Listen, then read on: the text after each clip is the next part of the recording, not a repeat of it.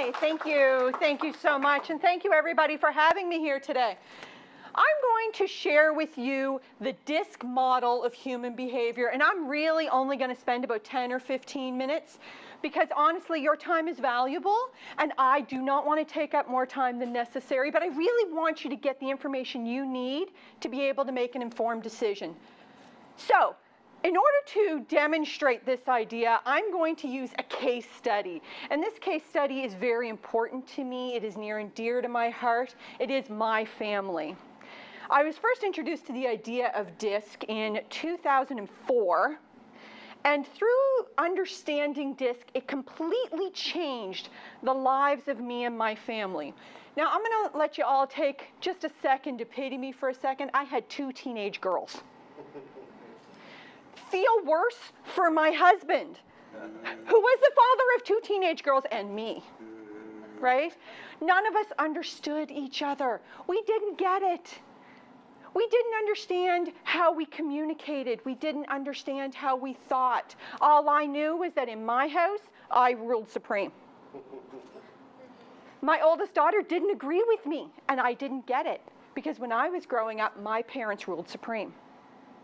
Does this sound like a familiar story to anybody? Yes. Yeah?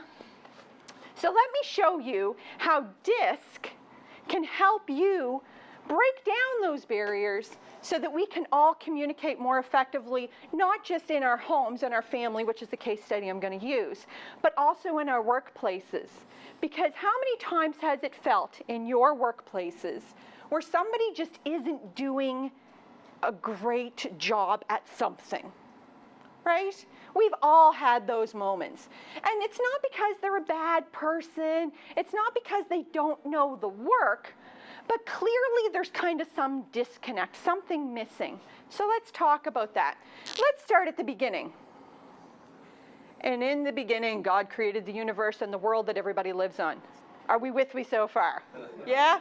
We are all here. We all live here. Now, I'm going to talk in terms of halves, but as I go through the presentation, I'm going to talk to you about the actual percentages that exist with each of these quadrants, because this is going to become a quadrant. So let's start in the beginning. We're talking about half. Half of everybody you meet is going to be outgoing.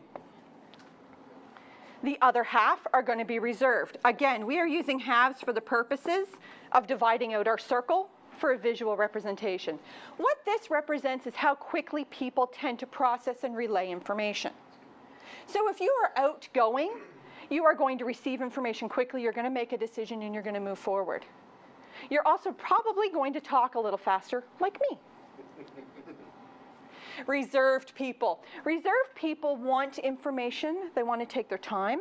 They tend to want to process it, take a few minutes and think about it, and then respond. Even when I ask my husband what's for supper. So then we're going to divide it again. And again, we're talking halves, but it's not really halves. The next one is our task people. These are the people that are really focused on getting things done. Stuff needs to happen. You guys are all CEOs and managers, you know, right? Every single day, things have to happen. If things don't happen, business doesn't happen, you don't make money. Fair enough? Fair enough. Fair enough. Here's an interesting point that a lot of us tend to forget. People do those tasks. Computers only run because people make them run.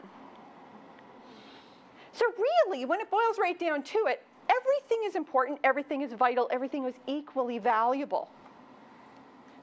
People run the show. You guys run the show. So let's start at the beginning. These are our outgoing, task-focused people.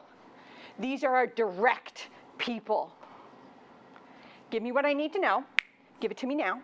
I'm going to tell you what you need to know, and then I'm walking away. And you can tell because they're going to tell you. Great news.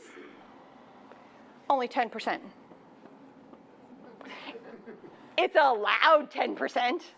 We make sure that we are known. We are known. But it's 10%. The next folks, these guys are awesome. They're inspiring. You know what they are? They're the star of their own show. and you know it. How many people, little scenario, how many people have walked into a party and there is a person standing right here, and there are people around telling a story. They're just listening to this person tell a story. That person, that's your star. That's your inspiring, influential person. They probably should not be writing your accounting books. Not if you want it done today. Okay? So our next focus is our reserved people. They are going to take their time. They are going to evaluate information because they don't want to hurt anybody. My darling husband is one of these, thank goodness, because I'm one of these. I ask him, come back to my supper example, honey, what would you like for supper? Oh, whatever you want. If I knew what I wanted, I wouldn't have asked you the question. And he'll say, well, I'm like, we only have pork and chicken in the freezer, honey. It's not that hard a decision. But he just wants to make sure that we're happy and we're cool with what's going on. Great news. If they're your sales folks, they're going to make sure that your customer is happy. They are. They're not going to get it done necessarily this minute, but the customer will be happy. Last, but absolutely not least, is our C folks.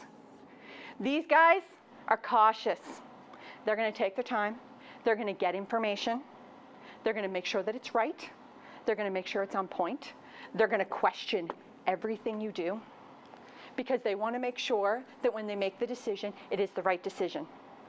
Now, I'm going to go back. I'm going to talk to you about a little bit, 3 seconds more, about each of these, and I'm going to finish filling in the percentages. I started with filling in this percentage because I needed you to know that although you can all picture one of these folks in your brain, there's only 10% of us. And that's great news. Let's keep going. Our inspiring people are about 25%.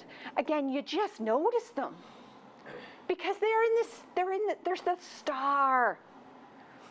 Our supportive people, thank the love of heavens. There's a whole bunch of them.